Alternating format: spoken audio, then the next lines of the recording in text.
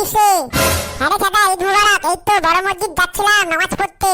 আর যে বাড়াটা তুই কোথায় যাচ্ছিস রে? আরে আমি তো মার্কেট যাচ্ছিলাম। আরে ভাই চল আগে নামাজটা পড়ে আসি, তারপরে মার্কেট যাবো খন। হ্যাঁ বাড়াটা চল চল তাই করি।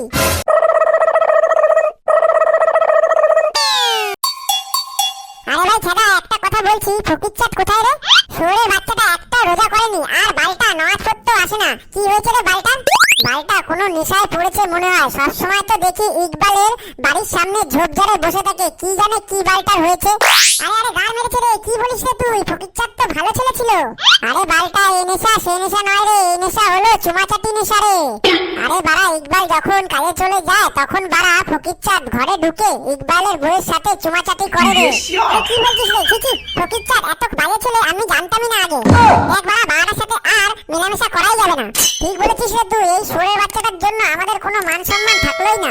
যেদিন দেখবি ইকবালের কাছে ধরা পড়বে সেদিন লেওয়াটাকে দেখবি গাছে বেঁধে সেটা ভাঙা চালাবে। সেই যাই হোক, শুভ দিনে ঈদের দিনে ওই বোকাচোদার কথা বাদ দে তো এখন। হ্যাঁ দোস্ত চল আজকের দিনে সেটা ভাঙা আনন্দ করব আর ভালো মন্দ খাবো। আরে বালটা সে তো নয় বুঝলাম, কিন্তু এত টাকা কোথায় পাবো?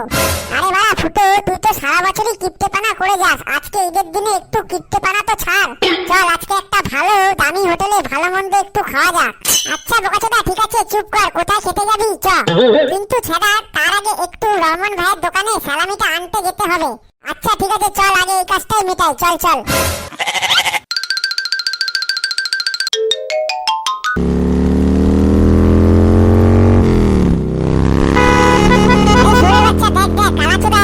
ছেলেটা কি সেক্সি মাল নিয়ে ঘুরছে রে। আরে আমরা কি করলাম বল, আমাদের কাছে একটা বাইক থাকলে আমরাও ঘুরতে পারতাম। আরে ফুটো বোকাচোদা ওই মালটা আমারই মাল রে, আমি বলেছিলাম আমার কাছে বাইক তো নেই, চলো আমরা ঈদের দিনে দুপুরবেলা সাইকেল নিয়ে ঘুরতে যাবো। ঢ্যামনাচোদা মেয়ে ছেলে বলে কিনা দুপুরবেলা ঘুরতে বেড়ালে সে কালো হয়ে যাবে, তাই এর জন্যই বললো রাত্রেবেলা ঘুরতে যাবে আমার সাথে। আরে গাল মেরেছে রে, কি বলিস রে বাড়া?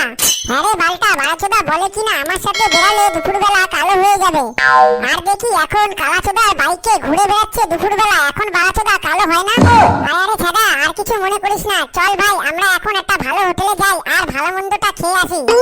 ও লাউড়াচোদা তোর খাওয়ার গাল মেরেছে, এই ঈদের সময় মালটা আমার সাথে এরকম করতে পারলো? আজকে আমার বালের মালের খাল খিচে নেবো, তুই এখন যা আমি যাই।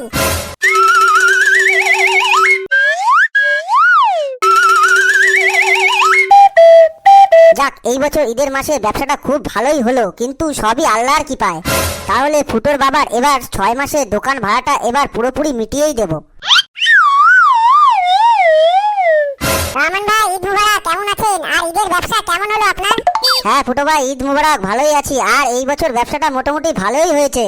বাহ রহমান ভাই তাহলে তো খুব ভালো খবর শোনালে, আল্লাহ তোমার ব্যবসা আরো ভালো করুক। বলছি কি রহমান ভাই কিছু সালামি পাওয়া যাবে?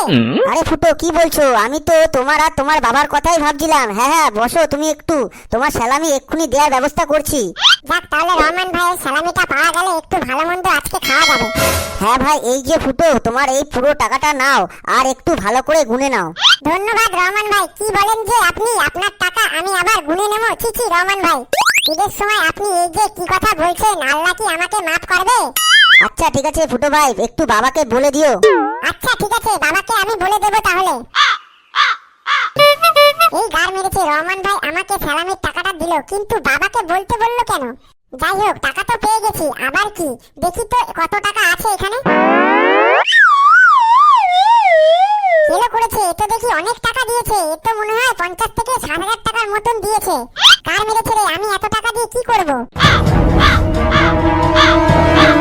আইডিয়া, বাবাকে সারপ্রাইজ দিতে হবে। যাই একটা বাইক কিনে বাড়িতে নিয়ে যাই, বাবা বলবে ছেলেটা মানুষ হয়ে গেছে, ঈদের দিনে ছেলেটা বাইক কিনে বাড়িতে এনেছে, এটাই হচ্ছে ফুটের ট্যালেন্ট।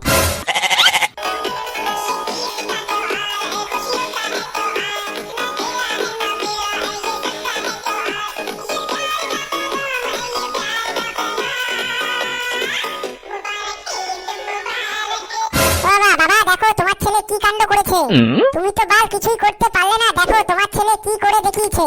কই বাবা ঘরের বাইরে আসো, এসে দেখে যাও। কি হয়েছে রে ফুটো, বালটা এত চিল্লাচ্ছিস কেন রে বাড়া? আরে দেখো দেখো ভালো করে দেখো, আর কেমন হয়েছে বলো। আরে গার মেরেছে, কি দেখবো আর কি কেমন হয়েছে, আগে তুই আমার টাকা দে। কি বাবা সবসময় টাকা টাকা কেন করো, আর কিসের টাকা তোমাকে দেবো। আর একটা জিনিস দেখো, বাইকটা কেমন হচ্ছে সেটা বলো। কেন, রহমান ভাই আমাকে ফোন করেছিল আর তোকে নাকি বলে 60,000 টাকা দিয়েছে, আর বলছি কি এই বাইকটা কার? হ্যাঁ, রহমান ভাই তো আমাকে সালামির টাকা দিয়েছে, আর আমি এই বাইকটা সেই সালামির টাকা দিয়ে কিনে এনেছি। আর বলছি কি, তোমার দ্বারা তো বাল কিছুই করতে পারলে না সারা জীবন, তাই আমি বাইকটা কিনে এনেছি। আরে শুয়োরের বাচ্চার ছেলে রে, তুই এইসব কি করেছিস রে? বাবা দেখো, এই ঈদের দিনে আজকে কিন্তু আমাকে গালাগালি দেবে না। রহমান ভাই আমাকে ঈদের সালামি দিয়েছে, তাই আমি বাইক কিনে এনেছি। এতে তোমার কোথায় ফাটছে দেখি? আরে শান্তির ছেলে, এইটা তোকে দেয়া সালামির টাকা না, শুয়োরের বাচ্চা 60,000 টাকা তোকে দিয়েছে 6 মাসের ভাড়া। আরে বাড়াচোদা ছেলে, এখন থেকে তোর ঘরে ঢোকা বন্ধ। যা কোথায় কোথায় গিয়ে গার মারাবি মারা গিয়ে। তোর এই নতুন বাইক বিক্রি করে আমি টাকা তুলবো। আরে গার মেরেছে রে, এই ঈদের দিনে আমার সাথে কি হলো? এর জন্যই বলি রহমান ভাই আমাকে টাকা দিয়ে বলেছিল বাবাকে বলতে। হায় রে আল্লাহ, আমার সাথে কি হয়ে গেল? আজ রাস্তে আমার ঘর ছাড়া হতে হলো। আর এই যে বন্ধুরা, শুধুমাত্র তোমাদেরকে এন্টারটেইনমেন্টের ভিডিও বিনোদন করার জন্য তোমাদের কাছে এই ঈদের একটা ছোট্ট ভিডিও। এই যে তো বন্ধুরা, তোমাদের এই ঈদের দিনগুলো কেমন কাটলো একটু কমেন্ট করে জানিও।